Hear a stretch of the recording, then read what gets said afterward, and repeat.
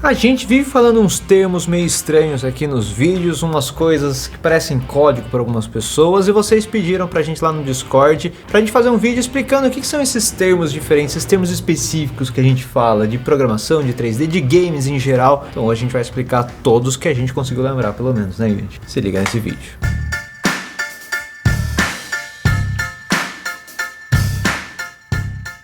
Fala galera, eu sou o Unity. E eu sou o Gamarra. Bom, então realmente a gente pisou na bola nisso, né? A gente fala um monte de coisa técnica que a galera às vezes não conhece.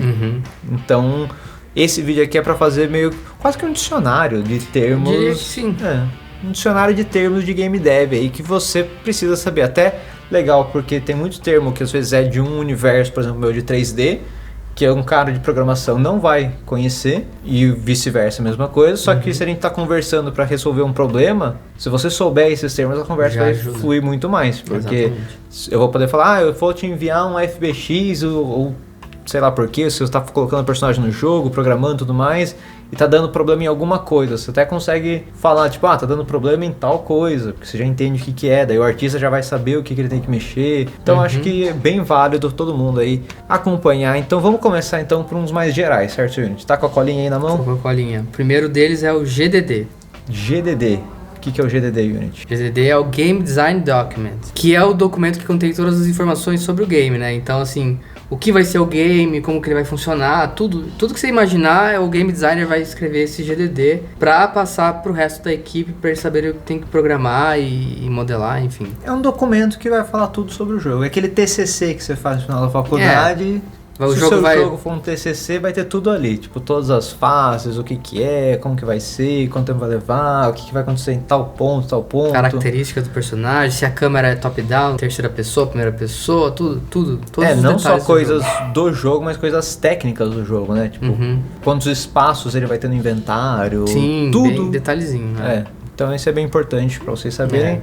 Próximo é o Git, que é um sistema de controle de versão muito utilizado atualmente, né? Que assim, quem é programador já sabe o que é o Git, mas às vezes quem é artista ou game designer meio que não convive muito, mas tem empresas que pedem também pro time de arte saber manipular o Git para baixar o projeto e enfim. Até porque eu, por exemplo, às vezes eu tenho que colocar as coisas de arte dentro do projeto. Eu não tenho que mandar só um FBX, que a gente já chega lá também. Eu pego o meu arquivo e eu aplico ele no projeto para qualquer pessoa já poder pegar e já tá configurado tudo bonitinho. Então para isso eu preciso ter o projeto inteiro, eu preciso salvar o projeto nesse Git. E até me explica umas coisas aí que até eu tenho dúvida. Vamos tirar as dúvidas agora, gente. Manda lá. Eu, por exemplo, eu não uso o Git em si.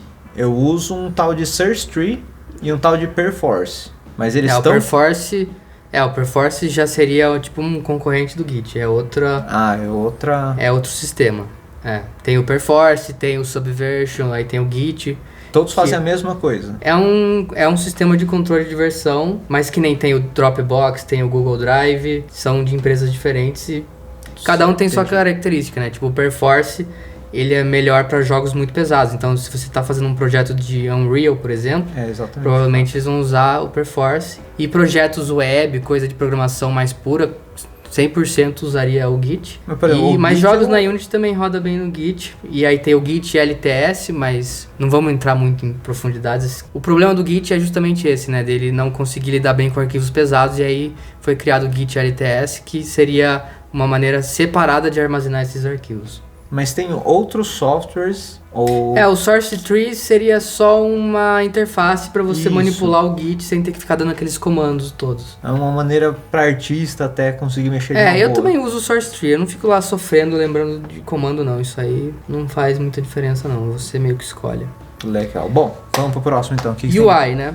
Que é a minha especialidade na Unity, é programar UI, que seria a interface de usuário. Então são os menus, os botões, os textos, imagens, tudo que você vê na tela que não é parte daquele gameplay ali, né? Tudo mesmo, os botões do menu, enfim, tudo que você vai ver ali na tela. Ali, né? Não dentro do mundo do jogo, né? O UI é lá de Minas Gerais, não é? Uai. Piadinha boba, vai. Tem o HUD, que é o Heads Up Display, que é uma UI, mas o HUD geralmente a gente fala quando a gente quer falar da UI do gameplay. Então, por exemplo, a barra de vida, munição, essas coisas que você tem que ver dentro do gameplay ali, a gente chama de HUD, né? Teoricamente o HUD seria também meio que tudo, mas no dia a dia, quando a gente fala HUD, a gente quer dizer a UI do gameplay. Então se você abrir um menu de pause, já não é o HUD, já seria a UI do pause, né? Certo. Agora, SFX, que a gente pronuncia Sound Effects, que é os efeitos sonoros, né? Então todo arquivo de áudio... Som de tiro, Isso. som do personagem falando, música, ambiente... acho que aí eu não sei se chega a ser um Sound Effects, né? Seria música ou ambientação, né? Mas Sound Effects seria assim... Abriu a porta, o personagem deu um grito, ou o efeito daquela habilidade do personagem. Todos esses sons curtos, sabe? Que dão um efeito a mais no jogo, né? E aí tem o VFX. VFX, o VFX. VFX, Visual Effects. Que é tudo que vai acontecer, que vai ser, por exemplo, foguinho, que vai ter faísca, quando você atira na parede, voa alguma coisinha... Tudo isso são VFX. São as perfumarias do jogo. Isso, tudo que foi pra deixar bonitinho. Por exemplo, assim, você tá nadando e fica aquelas bolhas saindo pra trás. Tudo isso aí é VFX. E tem, por exemplo, em jogos de luta, tem um tipo de VFX que é muito comum, que chama Smear, que o pessoal de animação gosta bastante de usar. Mas esse ele tem uma função diferente, porque ele tem uma função quase que de gameplay, eu diria. Porque o Smear, sabe quando você dá, por exemplo, um soco, fica aquele rastro do soco, você dá um ataque, fica aquele rastro de onde começou e onde terminou? Porque se você tira aquilo, às vezes é um movimento tão rápido que o jogador nem consegue entender o que aconteceu. Então precisa colocar aquele VFX ali, aquele Smear, pra ficar bonitinho e você conseguir entender o que está acontecendo no jogo. Isso é bem comum em animação. Bem legal. Bom, e agora alguns termos aí para quem precisa entender da parte de 3D. O primeiro deles seria Mesh. O que é Mesh? Mesh e Remesh? Não, só Mesh. A Mesh seria a geometria de um objeto, que os personagens, o cenário, os itens, tudo aquilo são polígonos. Então, cada um deles vai ter uma mesh diferente, que é só a casquinha, basicamente, de tudo que acontece. Um personagem vai ter a mesh do personagem, um cenário, cada item do cenário vai ter a própria mesh, que é esse conjunto de polígonos, né? Então já outra coisa, que é outro termo, já polígonos. Por que polígonos? Quanto mais polígonos vai ter, mais pesado ele fica. Porque nada mais, nada menos, tudo isso aí são geometrias. Então, um cubo tem 6 lados. Um personagem do Kratos, do God of War, nada mais é do que um polígono com sei lá quantos milhões de lados. Porque tudo aquilo lá vai conectando, vai fazendo quadradinhos, quadradinhos, quadradinhos. Então aquilo são polígonos do mesmo jeito. Aí os polígonos vão ter, igual todo polígono, faces, arestas e vértices. Outra coisa daí, pra você deixar a mesh do personagem bonita, porque senão ela vai ficar toda cinzona. Já viu? De vez em quando tem uns bugs que acontecem em jogo, que daí ele perde a textura e ele fica só a mesh como ela vem mesmo, que é um cinzão assim. Pra você colocar a textura, aí você vai aplicar um arquivo JPEG ou PNG ou TIFF. Você vai aplicar um arquivo 2D para dar textura num objeto. Só que só a textura não é... A textura é uma das coisas importantes. É como se fosse só a cor que você vai colocar. Porque o que deixa ele como ele realmente é, todo bonitinho, é um shader ou um material. Porque daí um material vão ter várias texturas diferentes. Que vai ter a textura só de cor, vai ter uma textura só para brilho, vai ter uma textura só para roughness, só para ambient occlusion, que são coisas que vão ficando, conforme você vai somando, você vai conseguindo perceber a diferença. O normal map entra nisso também. Então tudo isso vai deixando cada vez mais realista, mais bonito. Tem vários tipos de shaders, né? Tem uns mais simples, que você só pode mudar a cor do objeto. Isso. E tem uns que você tem várias texturas que você vai aplicando. E aí também isso pesa pro Com jogo, certeza. né? Quanto mais recursos que você consegue manipular ali, mais pesado fica, né? E é importante também notar que na Unity, shader e material são coisas diferentes, né? No mundo do 3D, lá no Maya, seria a mesma coisa. Pra mim é a mesma Porque coisa. o shader seria quase que um script de como o material tem que se comportar. E o material em si é o que vai ser aplicado naquela mesh. Então o shader é como que você vai fazer o material, basicamente.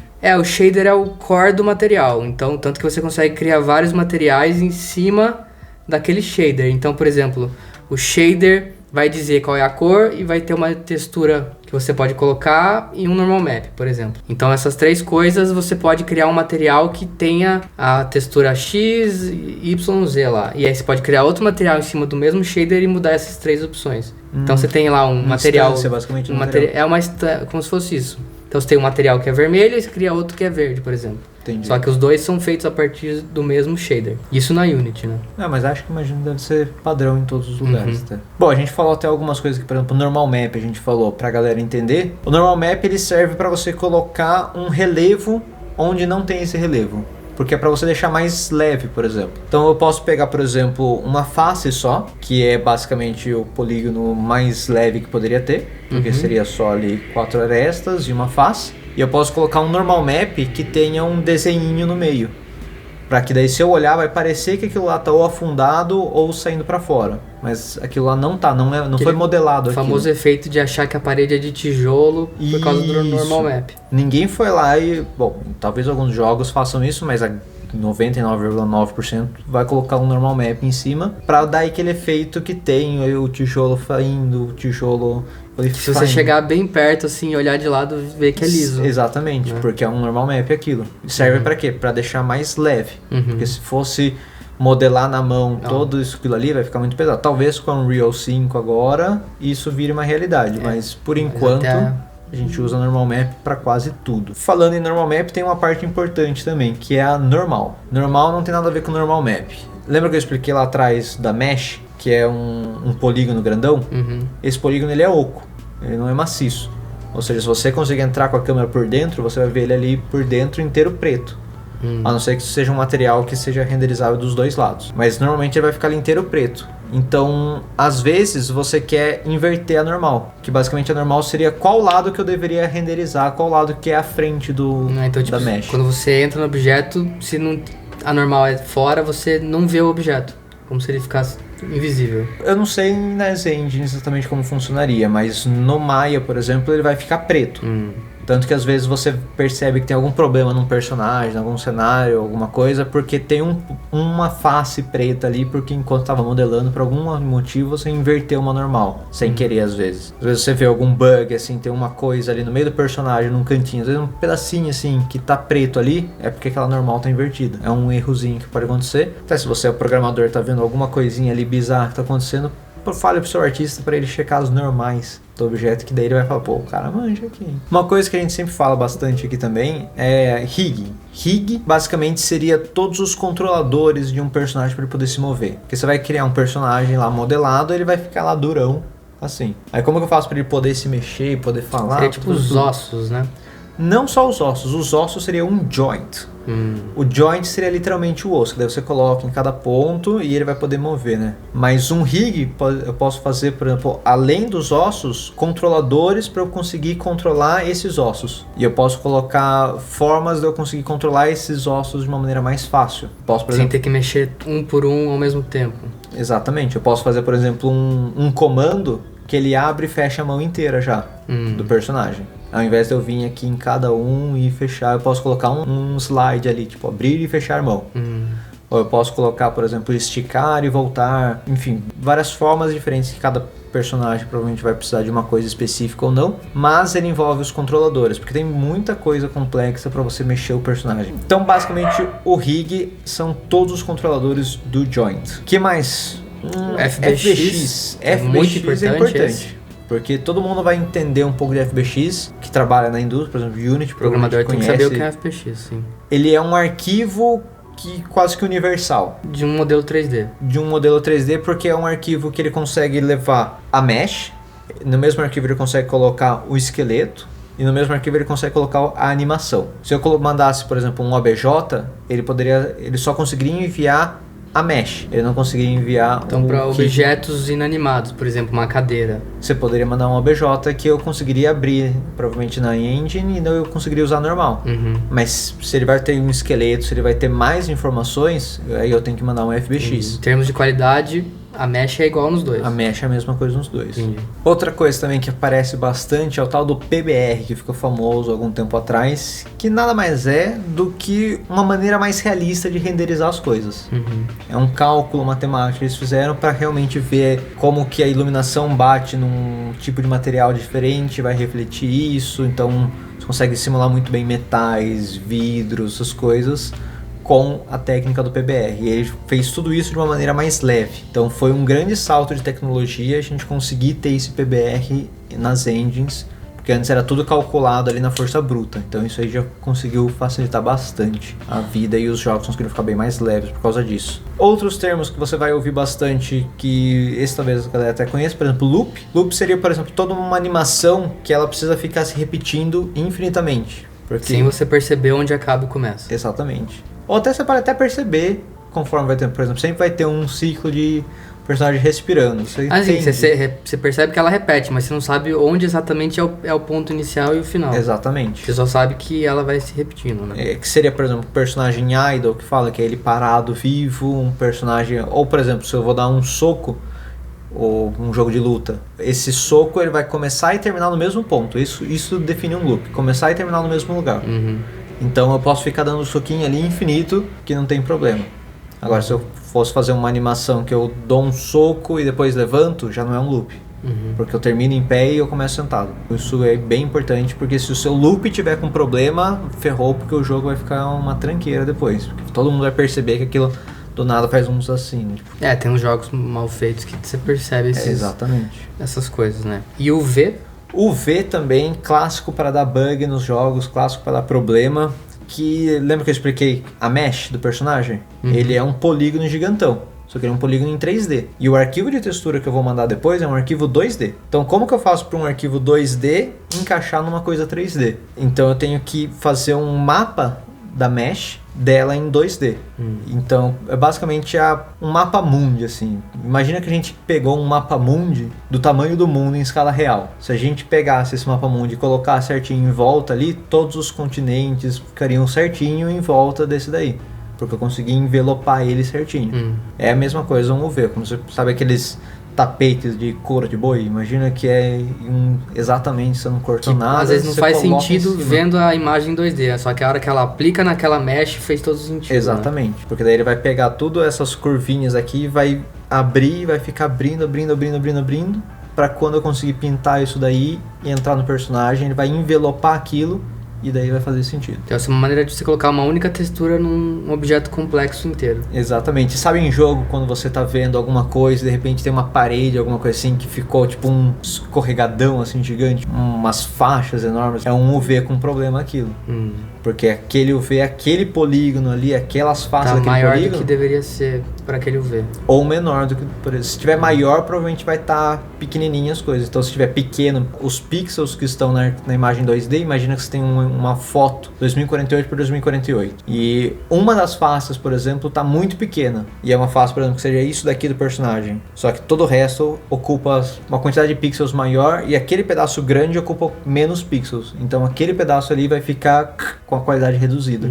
Isso acontece bastante em jogo. Você consegue pegar uns probleminhas de UV assim, que é quando fica aquela coisa escorrida, assim, parece que esfregou. Isso é probleminha de UV. Entendi. O artista não prestou muita atenção. Bom, então agora a gente vai falar dos termos de programação. Unity, né? Que é uma engine. E você?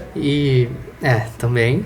E se você também, aproveitando aqui, veja o nosso vídeo sobre Game Engines, né? Tá bem legal para você escolher, caso você queira fazer jogos e ainda não escolheu a sua Game Engine. Tem a Unity e a Unreal. C#, que é uma linguagem de programação, que é a linguagem de programação utilizada na Unity, mas ela também é usada para fazer sites, aplicações web, enfim, para muitas coisas atualmente. Tem o script, que é o arquivo de texto com código escrito. Então, todos os arquivos que você vai criando lá dentro da Unity, lá para você escrever em C#, é considerado um script, né? Aqueles arquivos. E assim como o arquivo de script, tem os assets, que é todo arquivo utilizado no game. Então, seja um FBX, dentro da engine ele é chamado de asset.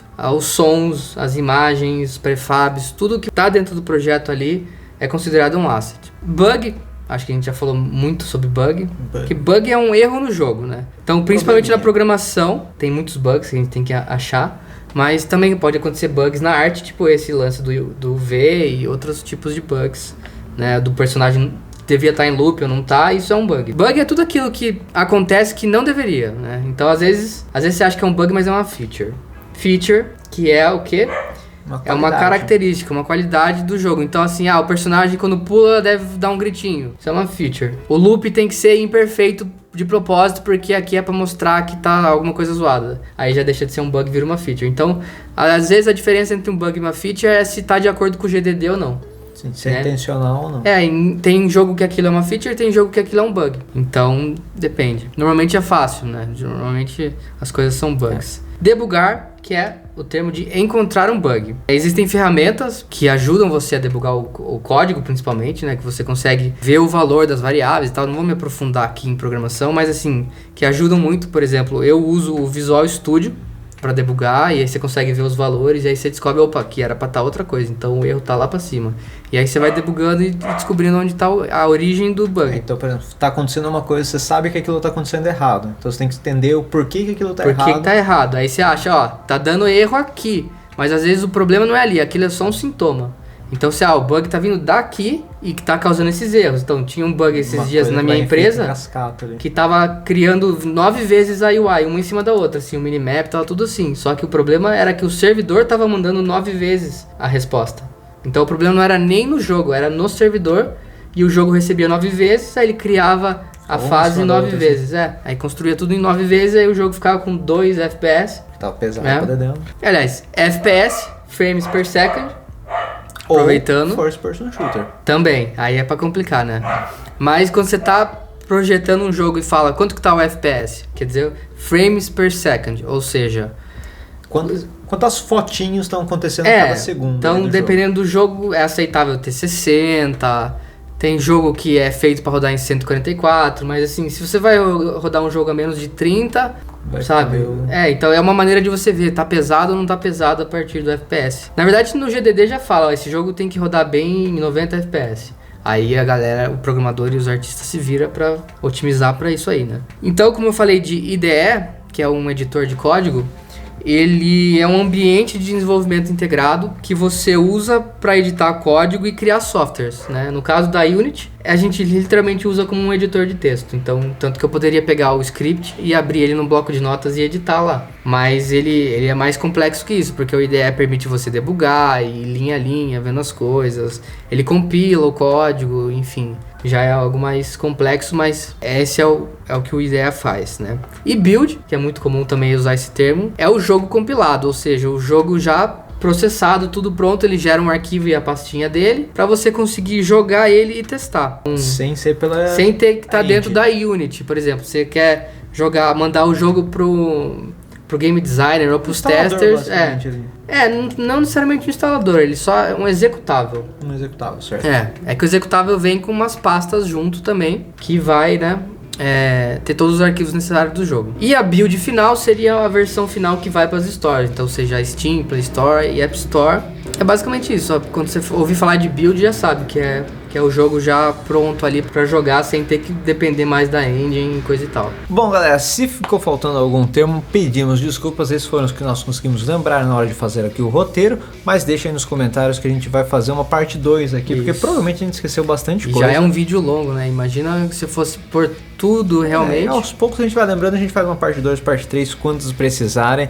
Lembrando para vocês entrar na nossa comunidade do Discord, que vocês vão conseguir muito mais acesso, muito mais informação, tudo que vocês quiserem perguntar lá, cupom da Husky, tudo que precisar, a gente tá lá para ajudar vocês. Qualquer dúvida, deixa aqui nos comentários também, que vamos adorar ver as dúvidas que vocês têm com esses e outros termos pra gente vir aqui e fazer um próximo vídeo. Certo, seu Unity? Isso aí. Então vejo vocês no próximo vídeo.